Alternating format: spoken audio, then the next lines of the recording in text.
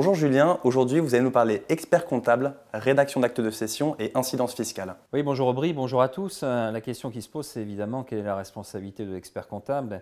et plus généralement de tout conseil qui assiste son client dans le cadre des opérations juridiques qui concernent ses activités et son entreprise. Alors, deux illustrations des limites et des conditions dans lesquelles cette responsabilité peut être ou non mise en cause. Première hypothèse, je suis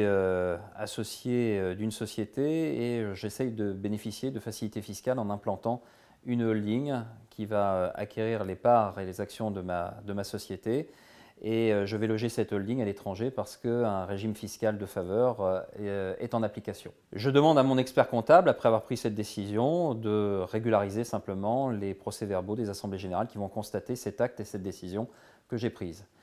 La difficulté, c'est que le fisc français ne voit pas ça d'un très bon œil et vient me présenter la facture quelques années après en m'expliquant que j'ai fraudé le fisc et que je dois évidemment subir un redressement. Alors évidemment, je ne suis pas très satisfait, donc je me retourne vers mon expert comptable qui tenait les comptes de ma société, qui les a tenus depuis plusieurs années, qui ne m'a jamais alerté sur ce risque et qui ne m'a jamais mis en cause, ce montage. Malheureusement, j'échoue puisque l'expert comptable n'est pas jugé responsable et la Cour de cassation rappelle un certain nombre de conditions. Premièrement, un expert comptable et encore une fois tout autre conseil qui assiste l'entreprise et l'entrepreneur dans le cadre de ses activités est tenu d'abord par les limites de la lettre de mission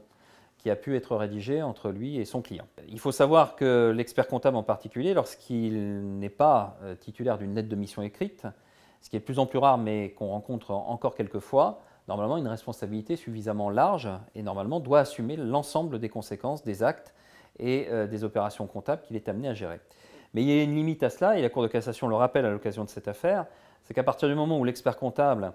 n'a pas pris part à la décision, n'a pas accompagné le client dans la prise de décision et a simplement appliqué la décision du client pour le mettre en musique sur le plan comptable, il n'est pas responsable. Et la limite et la distinction que l'on doit faire, c'est est-ce que l'expert comptable est rédacteur de l'acte qui constate l'opération et qui en crée entre guillemets la structure, ou est-ce qu'il n'est simplement qu'un exécutant? S'il a régularisé l'acte,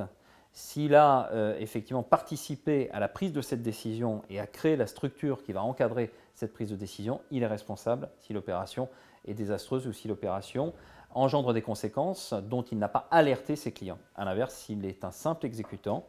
bien évidemment, sa responsabilité ne peut pas être mise en cause puisque c'est le client et lui seul, sauf l'aide de mission écrite qui le définirait autrement, qui doit assumer seul les conséquences d'un acte malheureux et d'une décision de gestion malheureuse, notamment sur le plan fiscal.